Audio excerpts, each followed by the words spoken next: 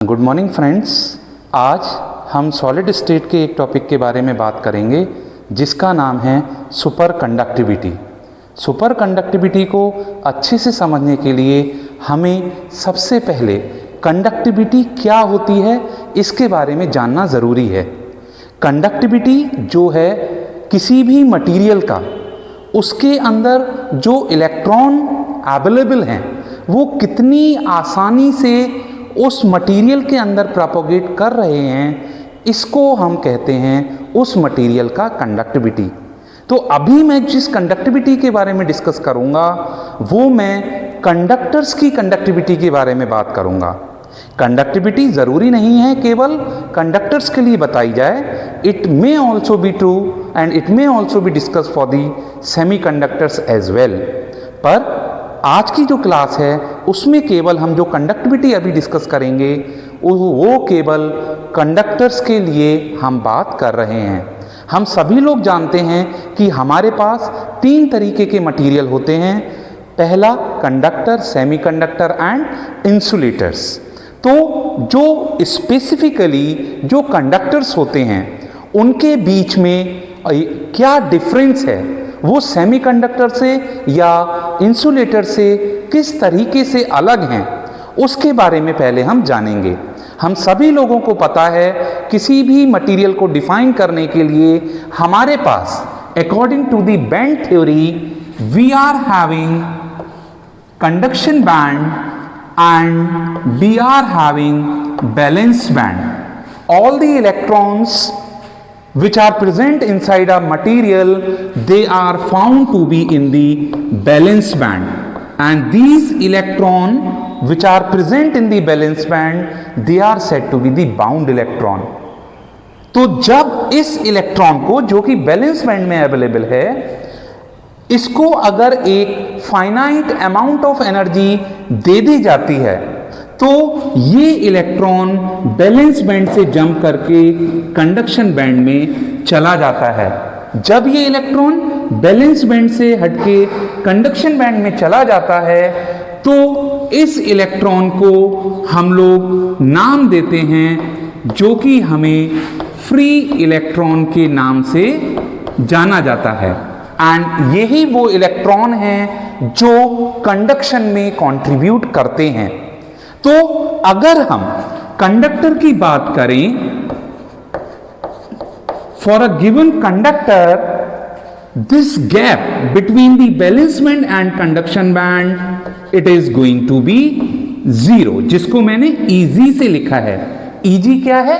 Easy is the energy band gap, that is the distance between balance band and the conduction band.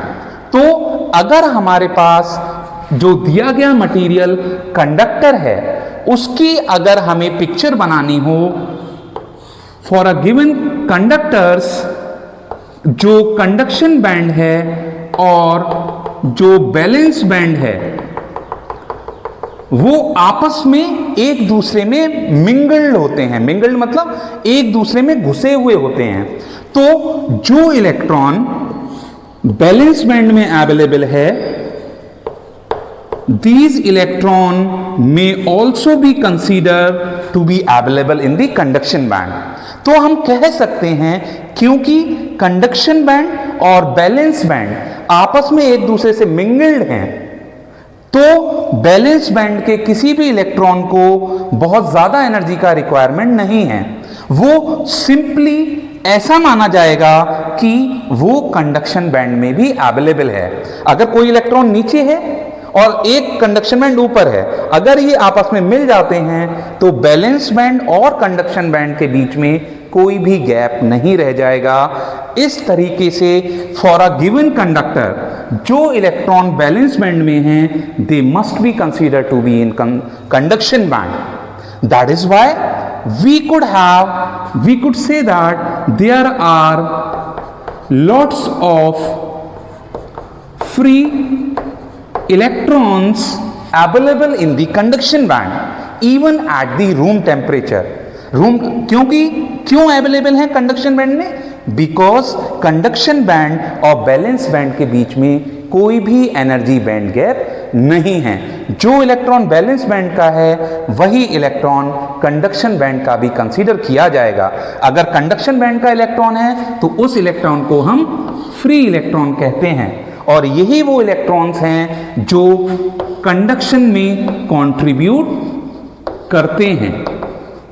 Okay, and in other words we could say that these are the electron which are responsible for the conductivity of a given material। तो हम कह सकते हैं जो हमारे conductors हैं उनकी conductivity बहुत हाई होती है। बहुत हाई क्यों? आपको रीजन क्लियर है, क्योंकि जो इलेक्ट्रॉन बैलेंस बैंड में हैं वही इलेक्ट्रॉन कंडक्शन बैंड में भी माना जाएगा।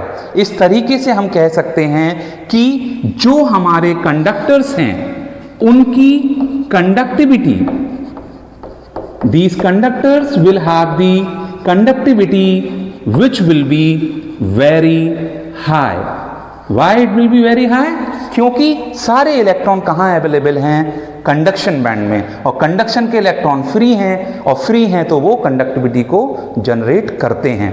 तो इस तरीके से हमने ये देखा कि जो मेटल्स हैं, मेटल या आप लोग दूसरे शब्दों में कंडक्टर को हम लोग मेटल भी बोलते हैं।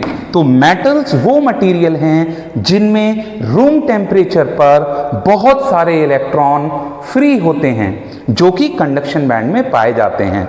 ओके, तो अब इससे आगे हम बढ़ते हैं और हम देखेंगे कि कंडक्टर्स की कंडक्टिविटी पर क्या फर्क पड़ता है अगर इसका टेम्परेचर बढ़ा दिया जाता है। If we increase the temperature, if we increase the temperature of a given conductor, then what happens? तो अब आप लोग देखिए, हमारे पास कंडक्शन बैंड है, हमारे पास बैलेंस बैंड है जो कि आपस में ओवरलैप कर रहे हैं, और ये सिचुएशन है हमारे एक गिवन कंडक्टर की। तो आपको ये पता है कि सारे इलेक्ट्रॉन जो बैलेंस बैंड में हैं for a given conductor they must be treated as in the conduction band. अब हम लोग डिस्कस करेंगे कि अगर हम टेम्परेचर को बढ़ा देते हैं इसका क्या कॉन्सिक्वेंस होगा on the conductivity of a given conductor. तो let us start with a simple example. अगर एक हमारे पास गली है, गली जिसके अंदर से लोग गुजर सकते हैं, इसके अंदर लेट अस से 5 pupils are there and they are free to move. वो इस गली के अंदर कहीं भी मूव कर सकते हैं, they are free to move. पर अगर हम इसी गली के अंदर 5 की जगह यहां पर 500 लोगों को एकोमोडेट कर दें, तो अब आप लोग सिचुएशन को एनालाइज कीजिए। विद इन दिस स्ट्रीट जो मूवमेंट है, प्रीवियस केस में कितने लोग थे? 5, और अब कितने लोग हैं? 500। तो कौन से केस में ज्यादा डिफिकल्टी होगी? डेफिनेटली जब 500 लोग इसी गली के अंदर आ गए हैं। तो जैसे ही number of people are going to increase, it simply means the difficulty in the movement of the electron increases। तो difficulty का बढ़ जाना is simply signifies a term which is known as the resistance in the physics। तो जब let us consider the situation again, अगर एक हमारे पास conductor available है और उसमें पहले कितने इलेक्ट्रॉन हैं? 5 इलेक्ट्रॉन हैं जो कि फ्री हैं। अब आपने टेम्परेचर बढ़ा दिया तो more and more electron will be coming in the conduction band. तो जब लेट अस से फॉर एग्जांपल 5 की जगह यहां पर 500 फ्री इलेक्ट्रॉन हो गए, तो इलेक्ट्रॉन को क्या होगा? मूवमेंट करने में they will feel difficulty in the movement of the electrons when we increase the temperature। तो अगर टेम्परेचर बढ़ाने से नंबर ऑफ इलेक्ट्रॉन्स बढ़ जाते हैं तो हम कह सकते हैं उनका मूवमेंट जो है वो थोड़ा डिफिकल्ट हो जाएगा। मतलब डिफिकल्टी बढ़ने का मतलब है हम कह सकते हैं it will increase the resistance. तो आपको क्लियर हो गया, अगर आप टेम्परेचर को बढ़ाते हैं तो रेजिस्टेंस बढ़ जाएगा, और अगर रेजिस्टेंस को आप बढ़ गया तो हम कह सकते हैं जो हमारा कंडक्टिविटी है, if we increase the resistance it simply means it will also increase resistivity. तो आप लोगों को ये बात क्लियर हुई होगी कि अगर टेम्परेचर बढ़ता है तो कंडक्टर की रेजिस्टिविटी जो है वो बढ़ जाती है।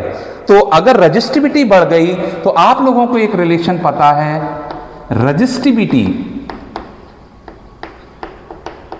Is 1 upon conductivity.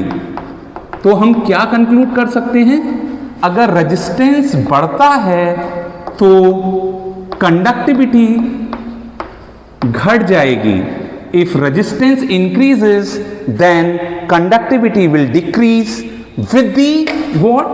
With the increase of temperature.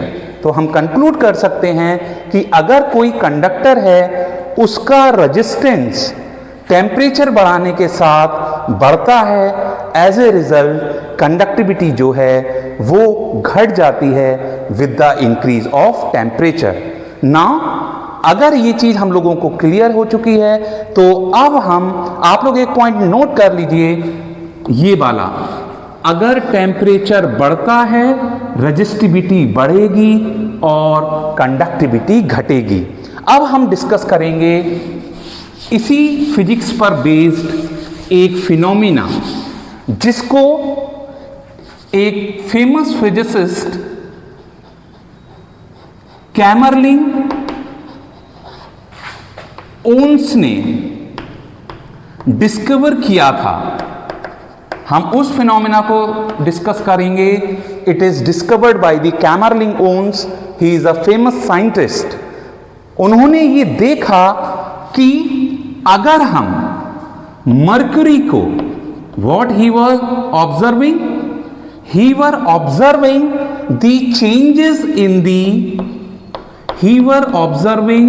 the changes in the electrical resistance of the mercury with the temperature। तो इन्होंने क्या ऑब्जर्व किया, इन्होंने इलेक्ट्रिकल रेजिस्टेंस का मेजरमेंट किया of the mercury with the increase of the temperature.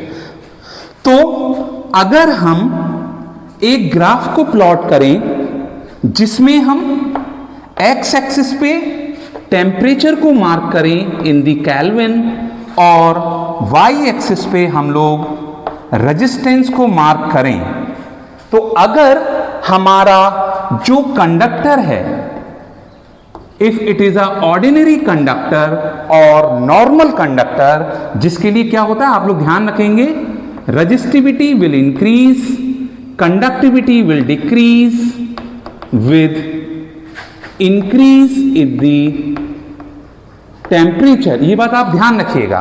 तो अगर normal conductor है, हम कह सकते हैं कि जो रेजिस्टिविटी है या जो रेजिस्टेंस है वो टेम्परेचर बढ़ने के साथ बढ़ेगा। अगर दूसरे शब्दों में हम कहें, resistivity will decrease with the decrease in the temperature, ये भी सही है। तो यहां पर क्या है, टेम्परेचर। अगर हम टेम्परेचर को धीरे धीरे कम करते जाते हैं तो ये देखा गया रेजिस्टिविटी जो है धीरे धीरे घटने लगती है। पर अगर रेजिस्टिविटी का वैल्यू गिवन नॉर्मल कंडक्टर के लिए जब इसकी वैल्यू 0 केल्विन होती है, it has been observe for a given normal conductor, it does not goes to 0। Resistivity की वैल्यू कम होती जाती है। एक जब 0 केल्विन आता है, कायदे से क्या होना चाहिए था, resistivity must goes to 0 if temperature is 0 kelvin. तो किसी भी दिए गए नॉर्मल कंडक्टर को टेम्परेचर के साथ रेजिस्टिविटी जब 0 नहीं होती है at 0 kelvin, it is said to be the residual resistance. पर अब क्या स्पेशल था in the case of mercury? तो जो कैमरलिंग ओन साइंटिस्ट थे उन्होंने ये देखा कि अगर हम मरकरी का टेम्परेचर को 233 केल्विन से घटाते हुए कहां तक लाते हैं, 4.2 केल्विन तक, तो पहले तो इसकी रजिस्टिविटी या रेजिस्टेंस घटता चला जाता है। ये कब तक घटता है? जब तक इसका टेम्परेचर कितना हो, ये 4. तो जो हमारा मरकरी है उसका resistance immediately goes to a negligible value. जैसे ही टेम्परेचर की वैल्यू कितनी होती है मरकरी के, 4.2, जो रेजिस्टेंस की वैल्यू है it goes to almost as the value of 0। What does it mean? तो जैसे ही टेम्परेचर 4.2 से नीचे किया गया, मतलब मरकरी को अगर हम 4.2 से नीचे टेम्परेचर पर ठंडा करने लगे तो ये देखा गया कि मरकरी का रेजिस्टेंस ऑलमोस्ट गोइंग टू 0। तो इन्होंने ये स्टेट किया कि जब तक मरकरी का टेम्परेचर 4.2 से ऊपर होता है it is behaving like a normal conductor, और जैसे ही उसका टेम्परेचर 4.2 से नीचे जाता है उसका रेजिस्टेंस इमीडिएटली 0 हो जाता है। तो अगर आप लोग बताइए, अगर रेजिस्टेंस की वैल्यू 0 हो गई, इसका मतलब रेजिस्टिविटी की वैल्यू कितनी हो जाएगी? 0। इसका मतलब कंडक्टिविटी की जो वैल्यू है, कंडक्टिविटी की जो वैल्यू है वो कितनी हो जाएगी? इनफाइनाइट। तो इसका मतलब क्या हो गया कि अगर हम किसी भी दिए गए मटेरियल को एक सर्टेन टेम्परेचर से नीचे ठंडा कर दें तो वो रेजिस्टिविटी की वैल्यू को 0 अप्रोच करेगा और कंडक्टिविटी की वैल्यू को इनफाइनाइट अप्रोच करेगा। तो इस तरीके से हम लोग ये देखते हैं कि फॉर अ गिवन स्पेसिमेन, जो कि इस केस में मरकरी था, उसका बिहेवियर 4.2 से नीचे रेजिस्टिविटी की वैल्यू 0 रखता है और 4.2 से ऊपर it behaving like a normal conductor. When it behaves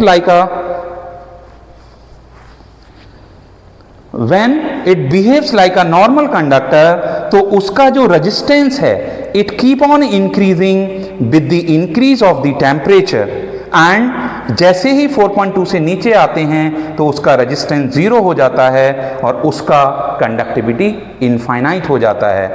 इसी को इन्होंने स्टेटमेंट दिया कि अगर हम लोग किसी भी स्पेसिमेन को एक सर्टेन टेम्परेचर से नीचे लाते हैं तो उसकी रेजिस्टिविटी 0 हो जाती है और उसकी कंडक्टिविटी इनफाइनाइट हो जाती है। कंडक्टिविटी के इनफाइनाइट होने को ही जो नाम दिया गया, it was given as superconductivity. And वो कंडक्टर्स जो इस फिनोमिना को शो करते हैं, they are known as the super conductors.